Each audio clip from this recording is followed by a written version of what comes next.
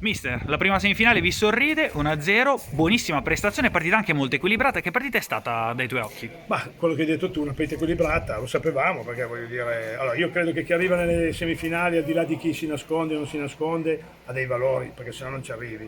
Il finale ha dei valori, lo sapevamo, però siamo stati bravi a stare compatti, a stare in partita sempre. Il primo tempo secondo me abbiamo fatto molto bene, abbiamo avuto anche l'occasione, se al posto magari di Babli che ha fatto un'ottima partita, c'era un esperto magari che cerca di far gol lui invece di passargliela magari a Pastorino, però al di là di questo discorso qua, il primo tempo l'abbiamo fatto bene, il secondo ci siamo abbassati un po' per volontà, un po' perché chiaramente una squadra che sta perdendo cerca di giocare, normale quello, no?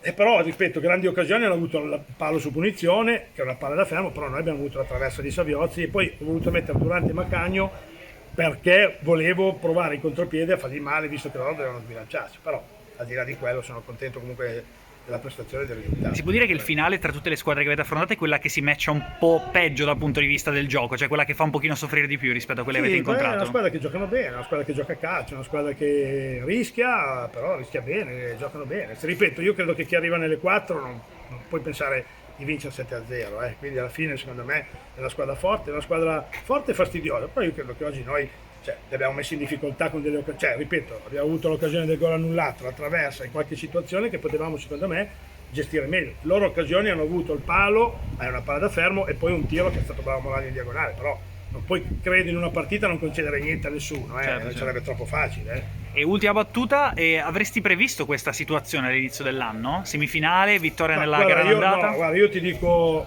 con tanta onestà, e ripeto, e vedo che purtroppo non ce n'è tanta in giro, perché tanti miei colleghi si nascondono per farsi dire forse bravi, no?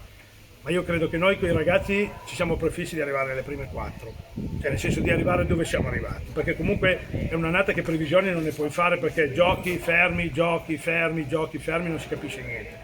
Quindi a quel lato lì noi ci siamo prefissi di arrivare lì ed è un ottimo risultato. È chiaro che adesso non ci nascondiamo, ci piacerebbe arrivare a giocare alla finale, però credo che questo discorso lo faccia anche il finale, quindi è normale che sia così. Arrivati a questo punto io non metto le mani avanti. Nelle prime 4 era la volontà che volevamo arrivare. Poi il Presidente dice che quello che dice il Presidente lo accettiamo perché è lui che comanda, però nello spogliatoio ci eravamo prefissati di arrivare nelle prime 4, ma questo quando abbiamo ripreso il 13 di aprile.